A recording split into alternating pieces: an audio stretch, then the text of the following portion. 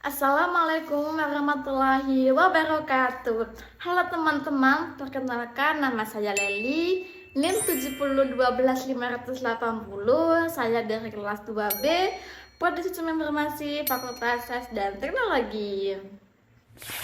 Oke, saya akan membahas tentang ketika hoaks lebih cepat daripada fakta, dan ini dapat menjadi ancaman bagi kehidupan berbangsa.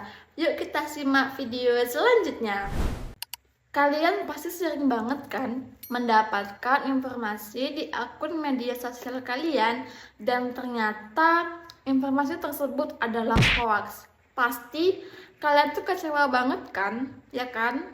Jujur, di era digital saat ini, informasi lebih cepat tersebar dalam hitungan detik melalui media sosial WhatsApp, TikTok, Instagram, dan Facebook. Sayangnya, berita tersebut tidak sepenuhnya benar. Hoax atau berita palsu lebih cepat menyebar daripada fakta karena biasanya menggunakan judul yang sensasional sehingga menarik perhatian masyarakat.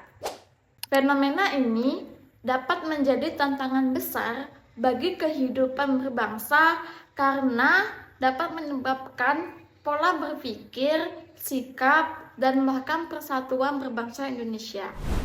Apa itu hoax? Nah, kawan-kawan, ada yang tahu nggak sih apa itu hoax? Hoax adalah informasi yang sengaja dibuat atau disebarkan untuk menipu. Bahaya banget bukan?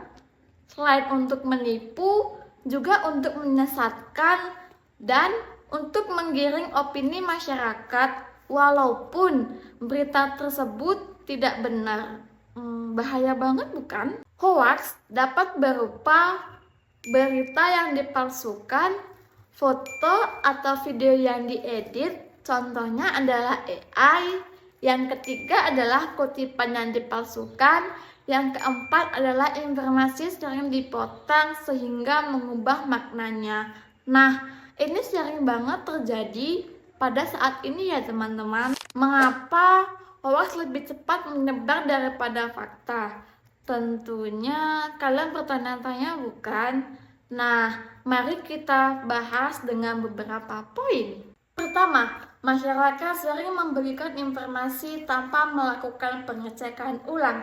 Yang kedua adalah media sosial memiliki algoritma yang membuat informasi menarik lebih sering muncul di beranda kalian, contohnya adalah TikTok. Yang ketiga adalah banyak yang lebih mudah percaya pada informasi yang sesuai dengan pendapat atau keyakinannya. Yang keempat adalah rendahnya literasi digital membuat masyarakat sulit membedakan mana yang benar dan yang palsu. Dampak hoax bagi kehidupan berbangsa. Ternyata hoax juga memiliki dampaknya loh. Kalian mau tahu nggak apa aja dampaknya? Yuk kita simak lagi. Yang pertama adalah memecah persatuan bangsa. Hoax dapat memunculkan kebencian antara suku, agama, ras, maupun kelompok politik sehingga mengganggu persatuan Indonesia. Yang kedua adalah menimbulkan kepanikan. Contohnya saat pandemi COVID-19 banyak beredar palsu mengenai obat maupun vaksin yang membuat masyarakat bingung dan takut. Tentu kalian pernah mendengarkan informasi ini di TikTok ataupun Facebook. Yang ketiga adalah menurunnya kepercayaan kepada pemerintah.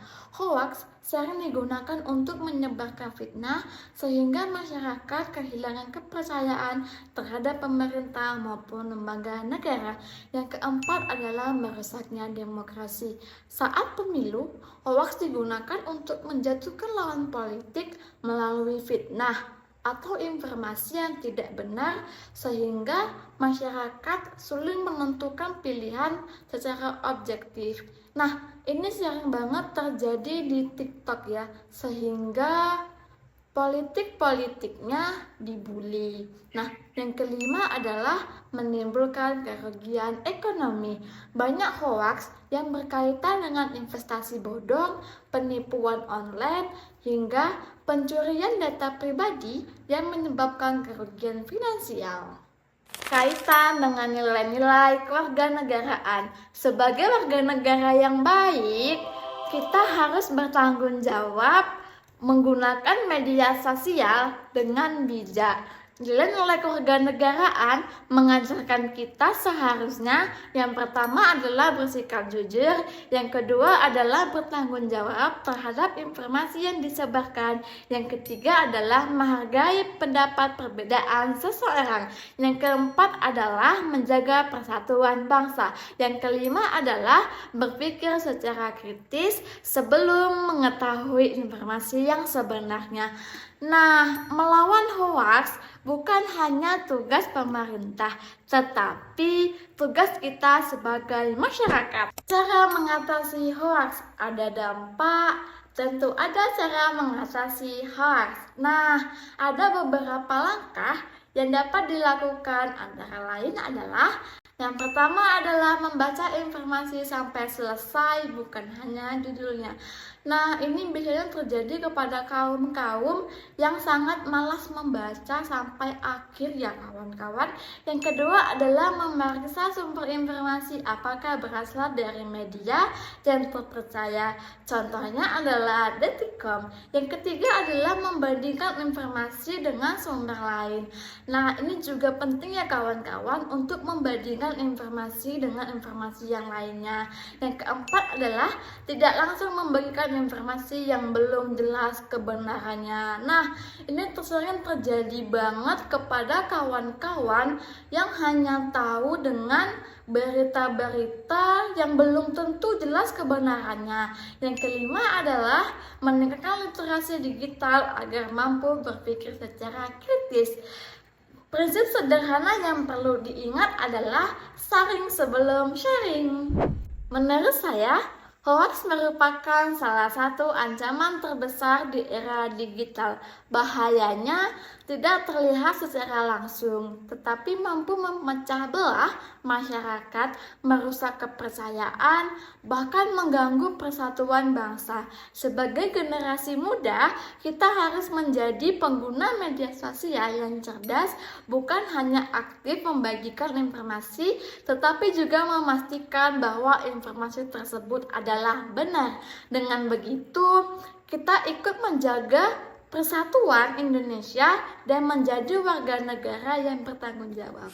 Kesimpulannya adalah hoaks yang menyebar lebih cepat daripada fakta merupakan ancaman nyata bagi kehidupan berbangsa.